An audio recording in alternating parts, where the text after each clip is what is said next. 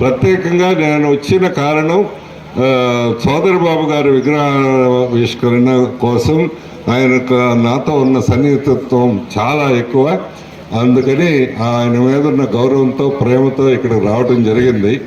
చౌదరిబాబు గారు మంచి టీచరు, చాలా గొప్ప టీచరు, గొప్ప రైటరు, బాగా తెలివైన వ్యక్తి. ఎంత తెలివైన వ్యక్తి అంటే ఇనీషియల్ స్టేజ్లో మేము కాలేజీ ఇవన్నీ మొదలుపెట్టినప్పుడు ప్రతి స్ట్రాటజీలో ఆయన ఉండేవారు, నాతో పాటు ఆయన ఉండేవారు. ఎంతగా ఉండేవారంటే మా పెళ్లి కూడా ఆయనే దగ్గరుండి మా మామగారు మా అత్తగారు వాళ్ళు అందరితో మాట్లాడి చేశారు.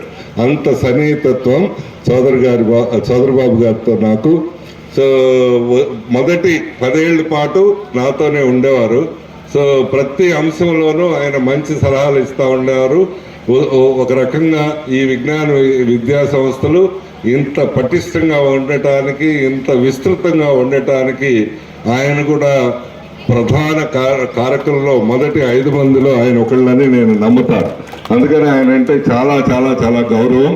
తర్వాత ఆయన కాలేజీ పెట్టుకున్నారు, అది నడిపారు. తర్వాత ఈ స్కూల్కి 10-15 ఏళ్ల పాటు చాలా సర్వీస్ చేశారు. చాలా చాలా సంతోషం. ఆయన సొంత డబ్బులు పెట్టుకొని ఇక్కడ ఈ స్కూల్ అభివృద్ధిలో పాల్పంచుకున్నారు. అది పదే చెప్తా ఉండేవారు నాకు ఏం చేస్తున్నారు అని. కానీ గవర్నమెంట్ స్కూల్ కాబట్టి చాలా లిమిటేషన్స్ ఉంటాయి. తను చేయగలిగినంతరకు మంచి ఆశయంతో చేయగలిగారు. చాలా సంతోషం. అందుకని ప్రత్యేకంగా ఆయన విగ్రహావిష్కరణ అంటే ప్రత్యేకంగా ఇక్కడికి వచ్చాం.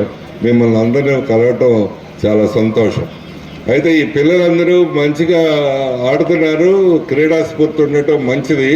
కానీ మీరు భవిష్యత్తులో బాగా అభివృద్ధి చెందాలంటే బాగా చదువుకోవాలి.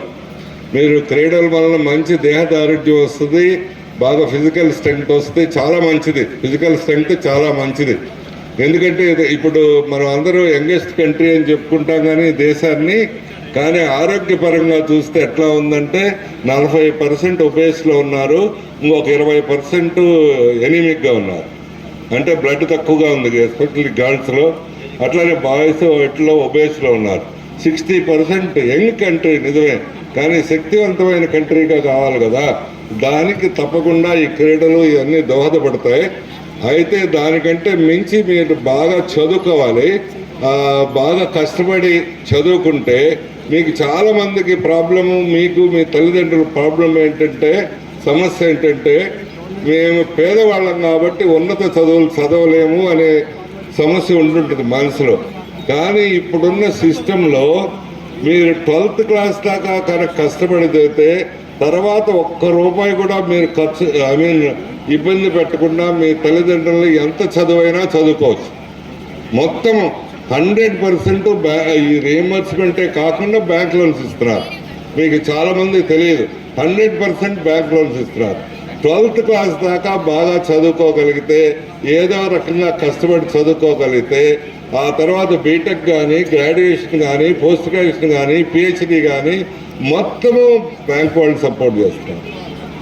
కాబట్టి అసలు మేము పేదవాళ్ళం కాబట్టి చదువుకోలేము అనే సమస్య మీకు మైండ్లోకి రాకూడదు. ఎంత పేదవాళ్ళైనా సరే ఆ వెసులుబాటు ఉంది, చాలామంది తెలియదు. కాబట్టి మీరు బాగా చదువుకొని చాలా ఉన్నత స్థాయిలోకి వెళ్తే చాలా సంతోషం. ఎందుకంటే ఈ ఉన్నత స్థాయి సెలక్షన్స్లో ఐఏఎస్, ఐపీఎస్, గ్రూప్ 1, గ్రూప్ 2 వీటిల్లో ఎక్కువ మంది గ్రామీణ ప్రాంతాల వాళ్ళే సెలెక్ట్ అవుతున్నారు. పట్టణాల నుంచి సెలెక్ట్ అవటం తక్కువ మంది. 30%, 35% హైదరాబాదు, బాంబే అట్లా ప్లేసులు, పెద్ద పట్టణాలు, బెంగళూరు నుంచి సెలెక్ట్ అవుతున్నారు.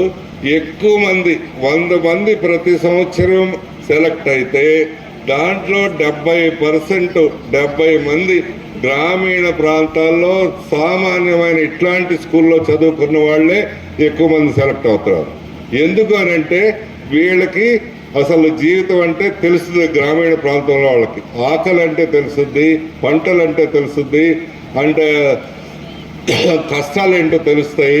ఇవే కదా లైఫ్లో జీవితంలో లీడర్గా ఎదగటానికి కావాల్సింది. కాబట్టి ఈ పిల్లలందరూ మీరు బాగా ఆడుతున్నారు, సంతోషం, బాగా డ్యాన్స్ చేశారు, అంత సంతోషం. కానీ బాగా చదవండి, కష్టపడి 12th దాకా పూర్తి చేస్తే ఆ తర్వాత మొత్తము మీకు సపోర్ట్ దొరుకుతుంది, బాగా ఉన్నత స్థాయికి వెళ్ళొచ్చు. మీ అందరికీ శుభాశీస్సులు తెలియజేస్తూ ఈ కార్యవర్గ సభ్యులందరికీ మరోసారి నా హృదయపూర్వక ధన్యవాదాలు తెలియజేస్తున్నాను. నమస్కారం.